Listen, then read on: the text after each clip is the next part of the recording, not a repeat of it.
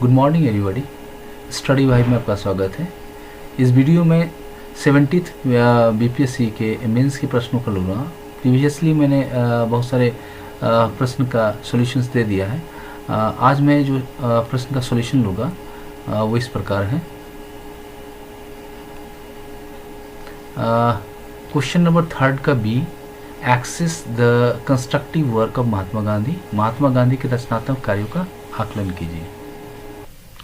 मैंने answer bilingual तैयार किया।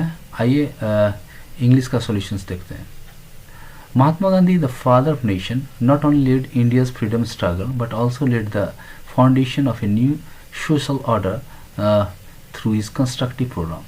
While political freedom was his immediate goal, he believed that true Swaraj, self-rule, could only be achieved through moral, social and economic regeneration of the masses. His constructive work aimed at creating a just and self-reliant society based on truth, non-violence and equality. Background: after the suspension of non-cooperation movement in 1922, Gandhi realized that India's people were not yet prepared for sustained non-violent struggle.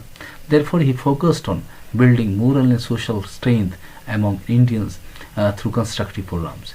He believed that unless social evils were removed and villages were made self-sufficient, political freedom would be meaningless. He said, "My life is my message," and through his actions he sought to transform Indian society from within. Main aspects of constructive work. First, removal of untouchability. Gandhiji called untouchability a blot on Hindustan. He started the Harijans movement in 1932 to integrate the so-called untouchables, whom he called Harijans, meaning children of God, into mainstream society. He traveled extensively, set up schools and wells for them, and encouraged temple entry. He also started the Harijan Sevak Sangh to promote their welfare. Second, promotion of khadi and village industries. To Gandhi, khadi symbolized economic independence and dignity of labor. He encouraged people to spin and weave their own cloth as a means of self-reliance and resistance to British goods. Through the All India Spinners Association 1925, he promoted cottage industries like spinning, weaving, shop making and handicrafts, all aimed at strengthening rural economy. Third, basic education, Nai Talim. Gandhi proposed Nai Talim or basic education in 1937, emphasizing learning through productive work. He believed education should develop the head, heart and hand. His system focused on self-sufficiency, moral values and practical skills suitable for rural India. Fourth, women empowerment. Gandhi believed that no society could progress without the participation of women. He inspired women to join the freedom movement, take up leadership roles and fight social evils like parda and child marriage. Women like Sarojini Naidu, Kasturba Gandhi and Kamala Devi Chattopadhyay emerged as key figures under his influence. 5. Hindu-Muslim unity.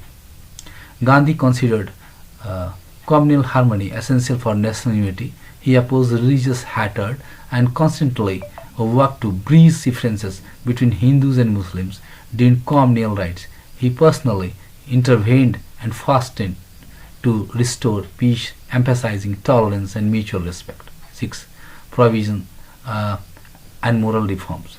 Gandhi advocated total prohibition of alcohol, considering it a major social evil. He linked moral regeneration with personal disciplines and self-control. He also campaigned against dowry, child marriage, and other social injustices. 7. Rural reconstruction. Gandhi regarded the village as the heart of India. He aimed to make villages self-sufficient units of productions and consumption. His vision of Gram Swaraj, village self-rule, included clean surroundings, sanitation, education, healthcare, and participatory governance. Impact of constructive work. Gandhi's constructive work program transformed the social landscape of India. It gave the freedom movement a moral and mass base involving millions of common people. It instilled self-confidence, dignity, and unity among the poor. His effort inspired numerous organizations such as Khadi and Village Justice Commissions (KVIC), Harijan Sevak Sangh and Sarv Seva Sangh, which continued his legacy after independence. Many post-independence rural development initiatives like the Community Development Program 1952 and Panchayati Raj institutions drew inspiration from his ideas of village self-governance. Criticism. Some critics argue that Gandhi's constructive program diverted attention from the main political struggle. Others felt his methods were too idealistic and slow for a country facing urgent economic and social problems.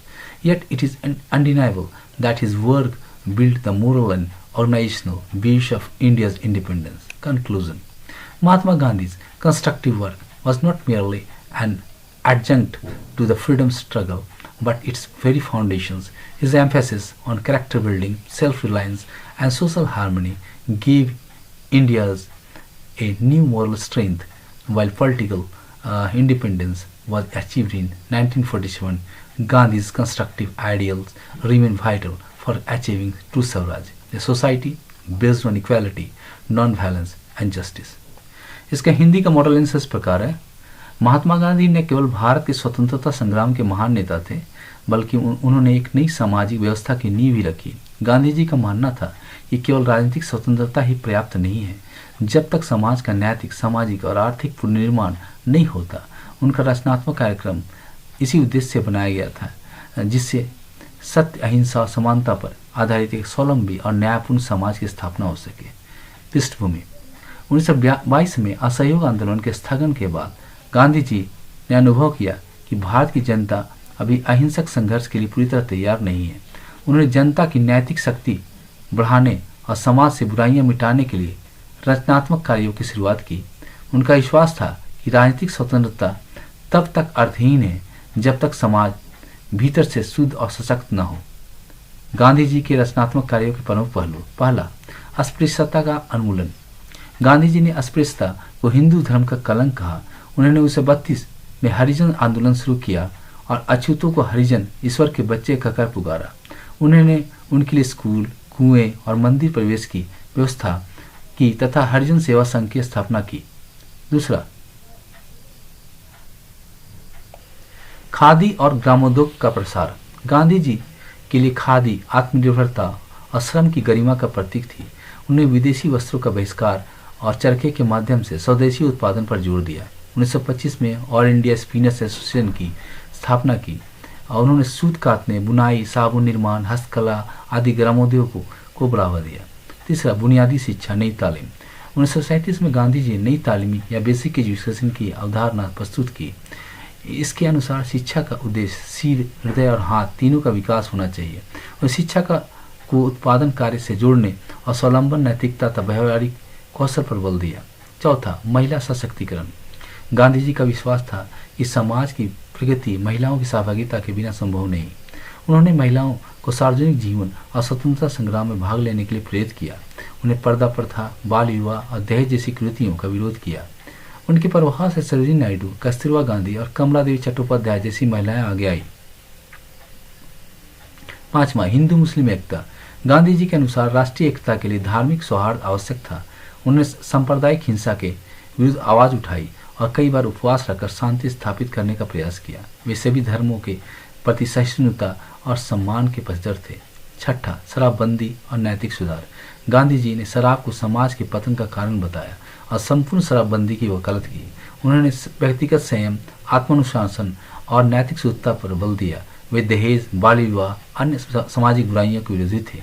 सातवां, ग्राम पुनर्निर्माण। गांधी जी ने कहा था, भारत के हृदय उसके गाँव में बसता है। उन्होंने ग्राम स्वराज की कल्पना की, जिसमें गांव आत्मनिर्भर इकाई बने, जहां स्वच्छता, शिक्षा, स्वास्थ्य, स्वशासन और रोजगार की व्यवस्था हो।